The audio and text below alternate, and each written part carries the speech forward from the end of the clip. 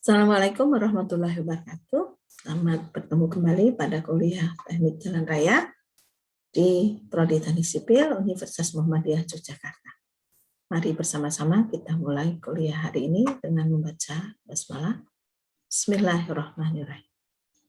Hari ini kita akan membahas topik tentang penentuan trase jalan,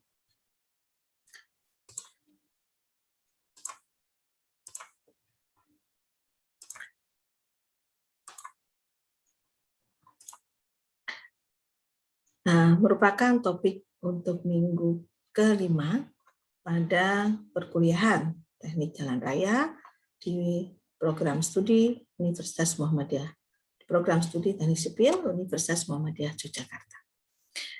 Pada materi ini terdiri dari prinsip-prinsip penentuan lokasi jalan, survei lokasi jalan, dan penentuan serta desain trase jalan. Diharapkan mahasiswa nanti mampu merencanakan dan menganalisis trase jalan setelah mengikuti kuliah ini.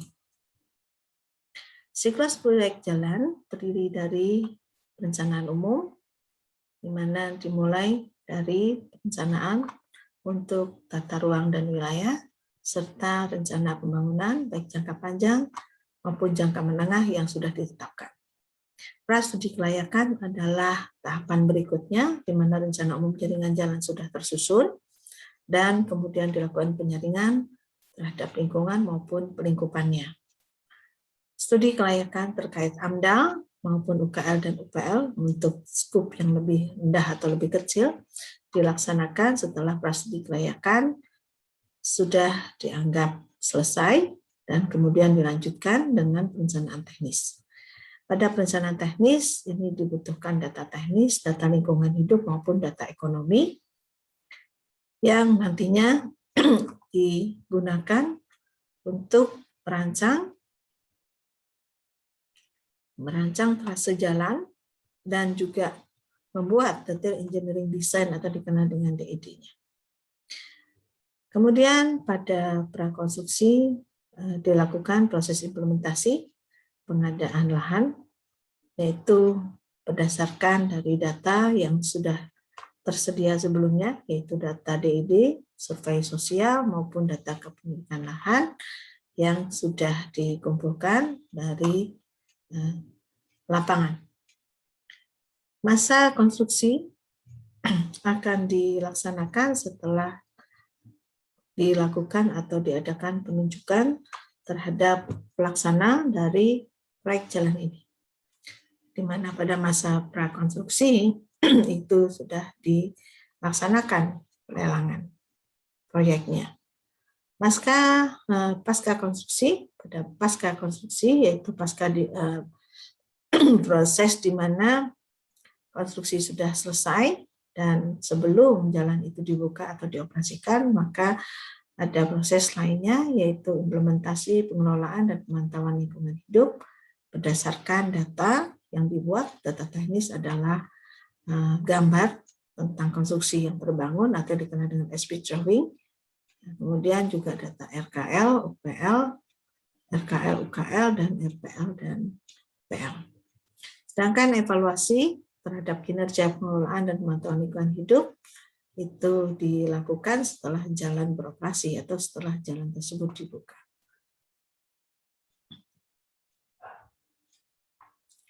Pertimbangan pemilihan lokasi jalan sebetulnya ada beberapa hal penting, yaitu yang pertama adalah biasanya pertimbangannya jalur yang terpendek yang memungkinkan menghubungkan titik awal dan titik akhir sehingga lebih memberikan secara keuntungan secara waktu nantinya, waktu perjalanan, dan tentu akan juga berdampak kepada biaya perjalanan yang akan melewati rute atau jalur yang terpendek ini.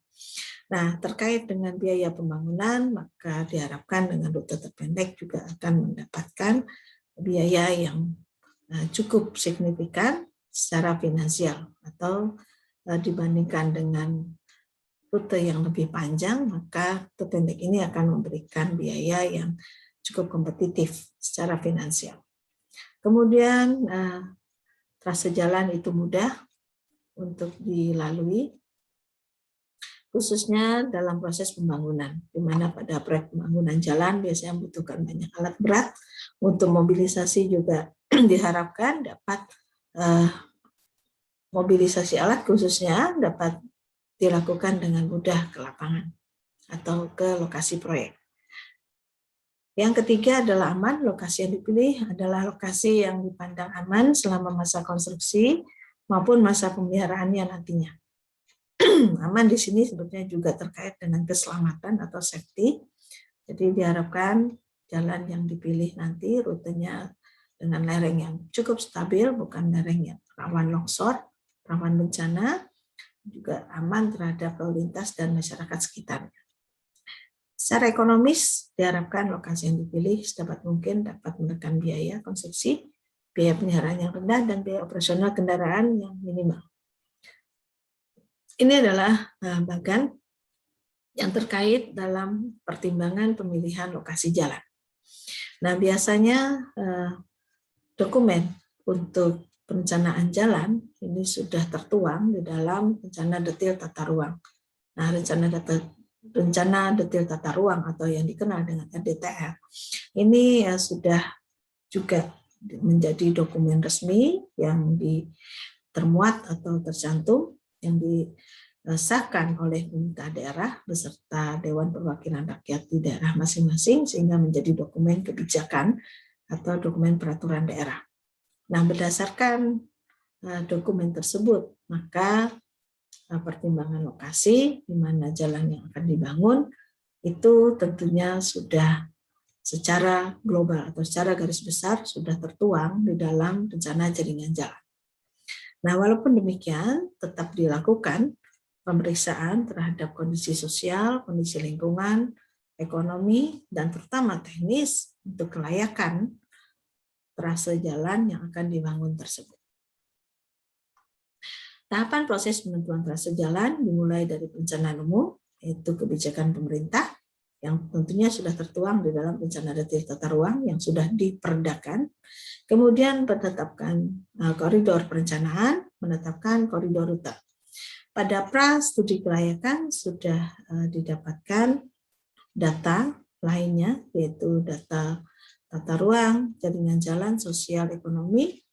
Kemudian juga diharapkan sudah ada data teknis berupa data lalu lintas, hidrologi, drainase, geologi maupun geotekniknya, serta dengan menggunakan data-data digital atau data GIS juga dapat diketahui dengan cukup baik bagaimana kondisi demografi, topografi, sosial maupun lingkungan, di mana rencana lokasi trase jalan tersebut dibangun sudah cukup baik didapatkan datanya. Nah, pada pra studi kelayakan ini diharapkan sudah dapat menyajikan alternatif rutenya. Pada studi kelayakan adalah tahap yang berikutnya setelah pra studi kelayakan dengan melakukan peninjauan lapangan, kemudian juga kajian baik teknis, finansial, sosial, dan lingkungan, maka dapat ditentukan alternatif pilihan rute yang dianggap paling layak. Biasanya ada 2-4 rute yang masuk dalam daftar yang terpilih, dan akhirnya pada perencanaan teknis sudah dilakukan penetapan trase jalan dengan membuat desain pendahuluan, melakukan survei detail, serta juga membuat perencanaan adinemen secara lebih detail. Nah, penetapan trase jalan terpilih ini berdasarkan dari alternatif yang ditawarkan, yaitu 2-4 alternatif rute yang ditawarkan pada studi kelayakan. Nah, pada akhirnya perencanaan teknis ini diharapkan adalah menghasilkan perencanaan teknis akhir. Nah, perencanaan teknis akhir tadi itu masuk di dalam siklus proyek adalah bagian dari detail engineering design-nya. Proses penentuan trase jalan bisa melalui beberapa tahapan. Ya, secara garis besar bisa dikelompokkan menjadi pertama adalah penetapan koridor perencanaan, yang kedua penetapan koridor rute, penyajian alternatif trase, pemilihan alternatif trase yang paling layak yaitu 2-4 pilihan, dan penetapan trase jalan terpilih, serta terakhir jika sudah ada trase jalan yang terpilih, maka dapat dilakukan pembuatan alinemen atau perencanaan geometrik jalan yang berupa alinemen horizontal maupun alinemen vertikal. Ini adalah ilustrasi proses penentuan trase jalan dari A ke B, di mana koridor perencanaan hanya ditetapkan dari titik A ke titik B. Nah, selanjutnya berdasarkan hasil prastudi kelayakan maka didapatkan bahwa pada koridor A dan B nanti ada lokasi-lokasi atau area-area yang tidak diizinkan atau diharapkan tidak menjadi pilihan di mana lokasi jalan tersebut akan dibangun. Nah, biasanya akan diberikan blok pada area tersebut. Sebagai contoh, ini adalah area yang diharapkan tidak dilewati oleh koridor atau dilewati oleh jalan yang akan dibangun.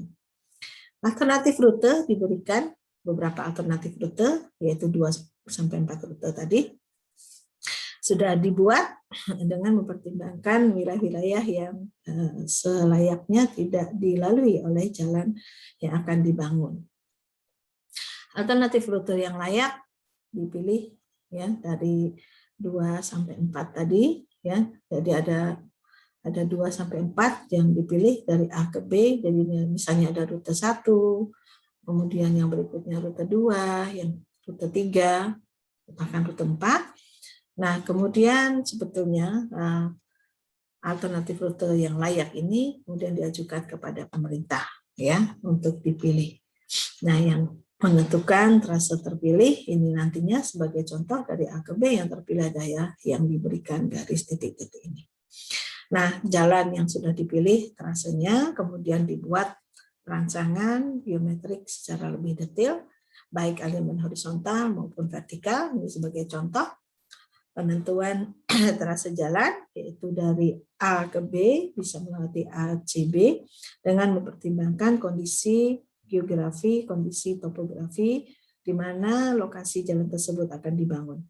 Nah, ini sebagai contoh bagaimana pertimbangan teknisnya. Jika A ke B ini secara langsung, maka trase jalan akan melalui wilayah yang sangat terjal, ya, dan ini kurang baik sehingga diharapkan A, C, B yaitu trase yang lebih landai inilah yang dipilih nantinya.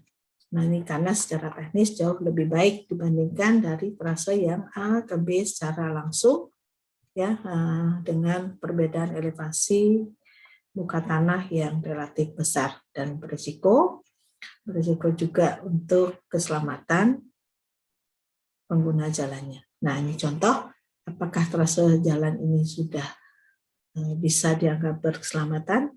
Silahkan nanti kita diskusikan lebih lanjut. Ya, untuk penjelasan tentang pemilihan trase jalan cukupkan sampai di sini dan kita akan lanjutkan nanti pada analisis multi kriteria dalam rangka memilih trase jalan yang terbaik. Assalamualaikum warahmatullahi wabarakatuh.